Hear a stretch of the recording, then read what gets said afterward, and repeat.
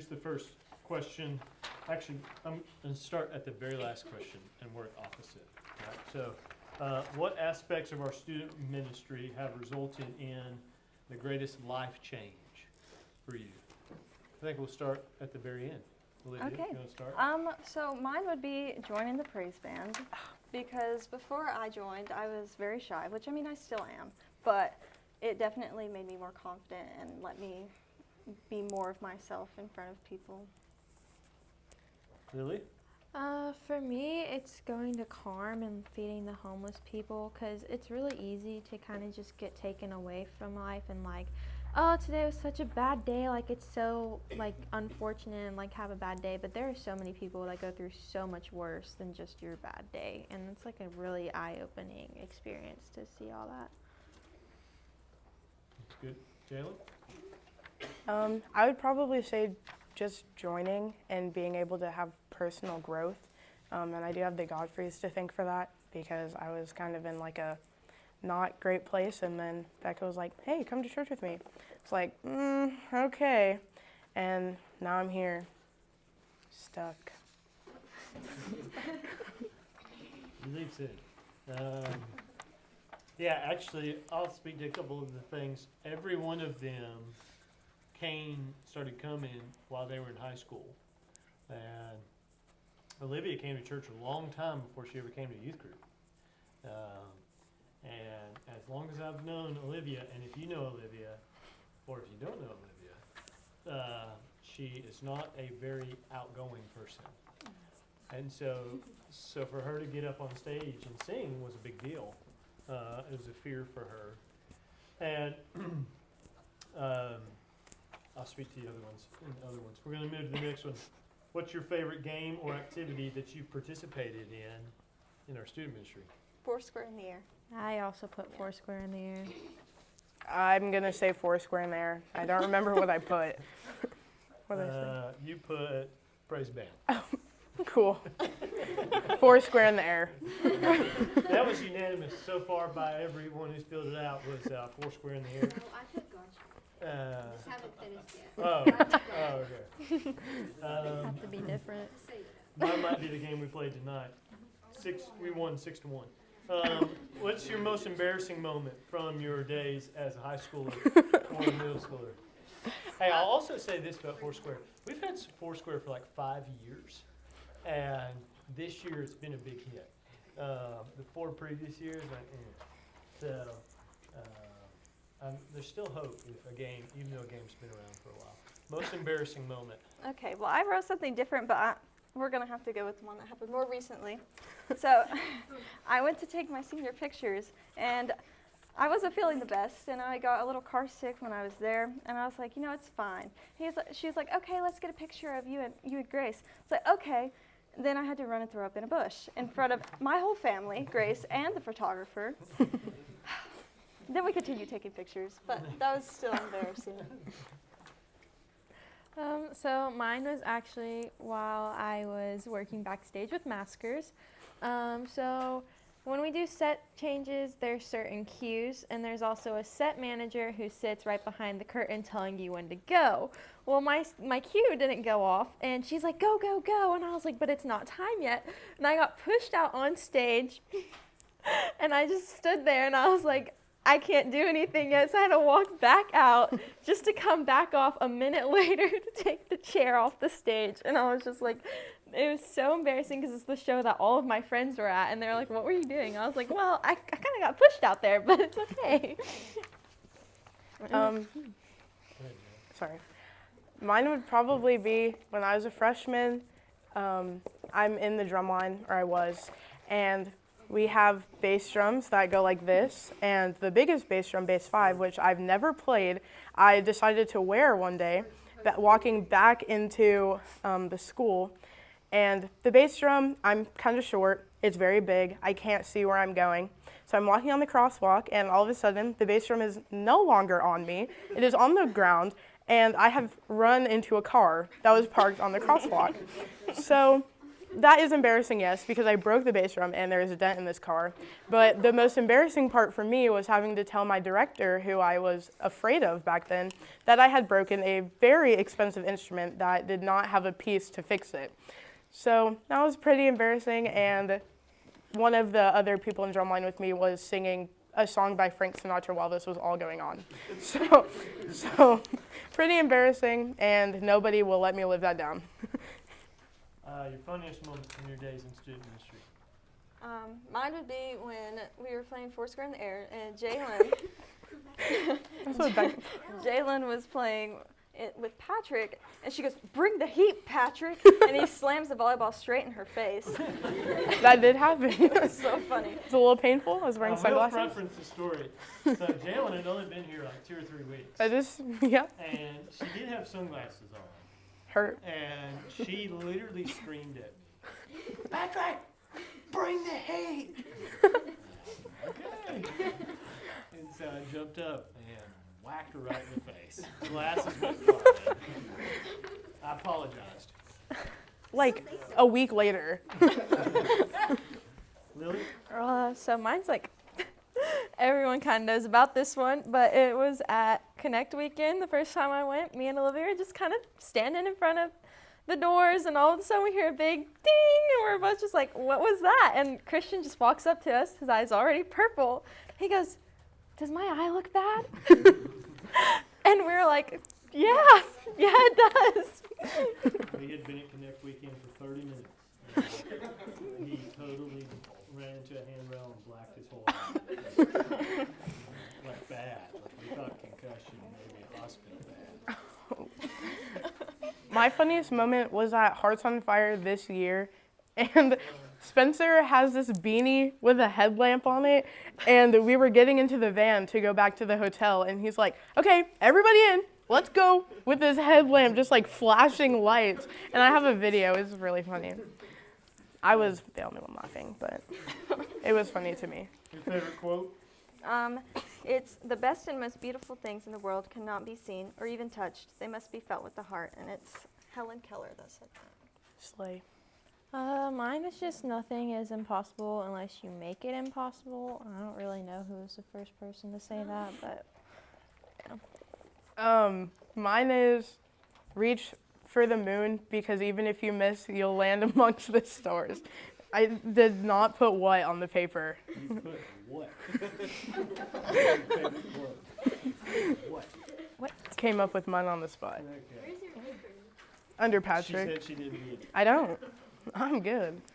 Your favorite worship song and why? My favorite worship song is Gratitude. And that's just because, I don't know, the message of the song just really speaks to you as you listen to it. And it's so beautiful to listen to. I put Living Hope by Phil Wickham because it's one of the songs that was playing the night I was saved, and so I've just kind of always had a special place for that one. My favorite song is King of Kings. It is, I think it's by Elevation Worship.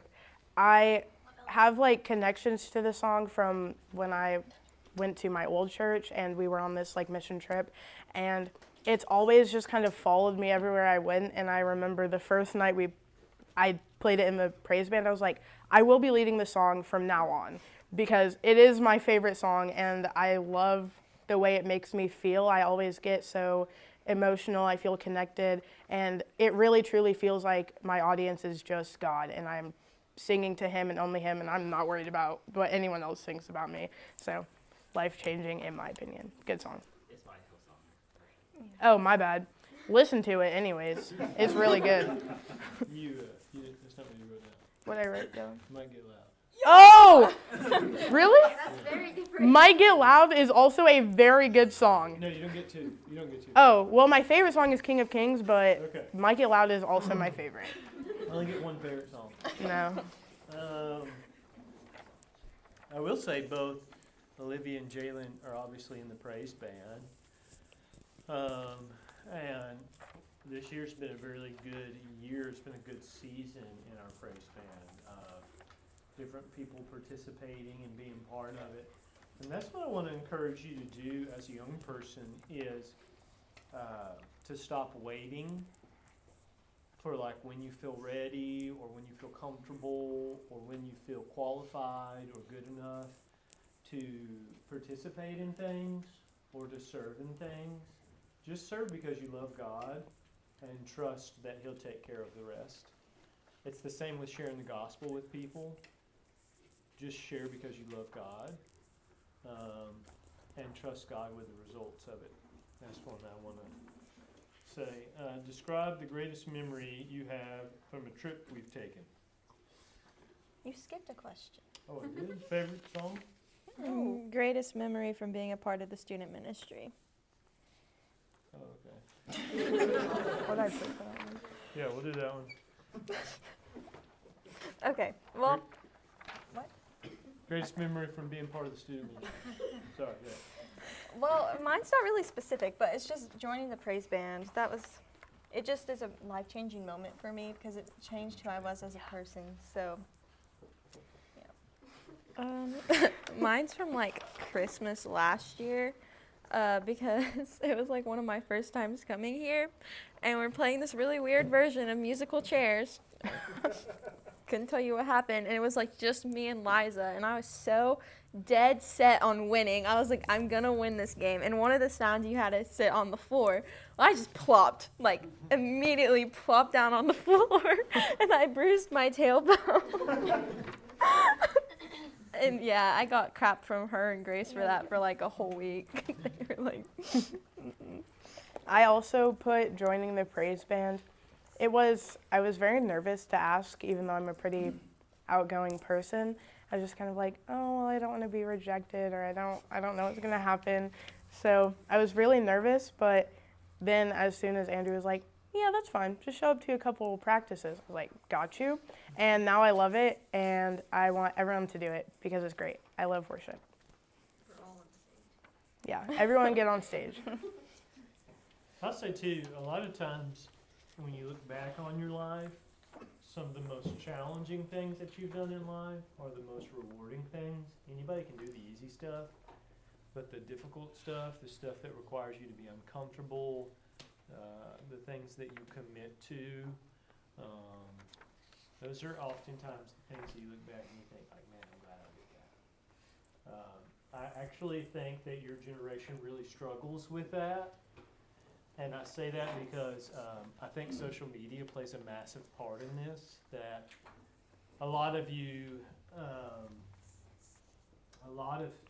maybe not necessarily you, but your generation, if you were to ask them like what their hobbies are, like what they like to do, what they're passionate about, like people spend so much time just scrolling and sending messages that a lot of those other things they don't have time for. And so what I would encourage you to do is like put that down and commit to something. The praise band is a good example, but there's plenty of other things you can do in the church. You can serve in the nursery, you can serve in the children's ministry, you can serve in the choir. Some of our students are doing that right now, singing in the choir every week. There's plenty of places for you to get involved and serve and commit to, and just trust the Lord that He's going to do good things through those. Describe the greatest memory you have from a trip. I would have to say the worship the last night of this most recent Connect weekend. It was just really touching, and you could see, you could feel the Lord's presence when you were there. It was just amazing. I put seeing Chris Tallman perform live at Hearts on Fire. Anybody who was there knew I was excited about that. I did not shut up about it. I have, so last summer we went to Fuge. Yeah. I know, thank you. When we went to Fuge last year, I took my a friend's Bible because I didn't have my own, and I was talking to my Fuge group Bible study leader, and I was telling her about it, and then she was like, okay, she was listening to me and my testimony, my story, and then she came up to me that same night and was like, hey, here's this Bible for you. My friend wanted me to give it to you, and I was like, thanks, and started crying because I was so excited I finally had my own Bible that I could take my own notes in. And now I'm currently reading the entire Bible, and it's great that I have something of my own that I'm able to do that with, and I have Fuge to thank for that. So that's my greatest memory. And we take a couple trips every year, and I want you to know that, like, they're intentional. Like, we see God do great things. Like, we could all testify to Connect Weekend, like, just watching people repent of their sins and turn to God. And we could testify to Fuge or to Hearts on Fire. And I want you to know that, like, we do those because we see time and time again God do great things. It does require commitment. It does require, like, a financial, some type of money for it. And I would just tell you that it's extremely rewarding to go and be part of those things. And we have our summer calendar in the back. As you leave, you can grab it and make plans to be part of what we're doing. What's your favorite Bible verse and why? Mine is Habakkuk 3:4. It's his coming is as brilliant as the sunrise. Rays of light flash from his hands where his awesome power is hidden. To be honest, I just think it's really pretty. And it's also just a powerful message of his second coming. It gives you a great image of what you're going to see when he comes for the second time. I put Psalm 73:26, and it reads, "My health may fail, my spirit may grow weak, but God remains the strength of my heart. He is mine forever." And I just like it because it's like a constant reminder that God is always with you, like, no matter what. Mine is Proverbs 3:5-6. Trust in the Lord with all of your heart. Lean not on your own understandings, and in all your ways acknowledge him. He will make your path straight. It was the first Bible verse I ever memorized, and clearly I still haven't memorized it. Holds true to my heart because in, like, this earthly world, I get very confused in what I'm doing. There's a lot of different paths I can take. There's different colleges I can go to, different things I can major in, and I just know if I trust in the Lord, he will show me the path that I'm supposed to take and what I'm supposed to do. So it reminds me of that when I forget. The best advice you can give to someone that's in middle school or high school? Just be yourself. Like, don't worry about what other people think about you, because it's really not worth it not to be yourself, because, I mean, you're not living your life if you're not being you. So I put to just try new things and venture out more, because you'll regret it later if you spend all of high school doing nothing. Yeah, I second that. But I put, you can't do everything, so focus on things that are important to you, like have priorities. I know in high school for me, I really wanted to do every single thing that I could. I worked 2 jobs, I was in band, I did this, and all the clubs I was in, it got very overwhelming. And I think if I would have just focused on being in church, working one job, being in one club, and doing it to the best of my ability, I would have been a little less stressed and having a little bit more fun. So I recommend do the things that you enjoy, but don't do too much and burn yourself out. Yeah, I think I'd just say, if I could give you advice as middle schoolers and high schoolers, I'd say make the most of the opportunities that you have, especially when it comes to your relationships. Like, there's a lot of people at church that would love to have a relationship with you, not like a surface level one, but like a real one. And I promise you that this relationship is more genuine than any relationship you have on your phone that exist like that. These are real, like, people who just want to be part of your life. That's why they volunteer and they serve. And so I just want to encourage you to take full advantage of those opportunities. I do want to say this, I'm not a phone hater. I have a phone. But I do think it's important to realize what you physically see in front of you, this is the real world. And what you see on your phone is not real world. So that's pretty good.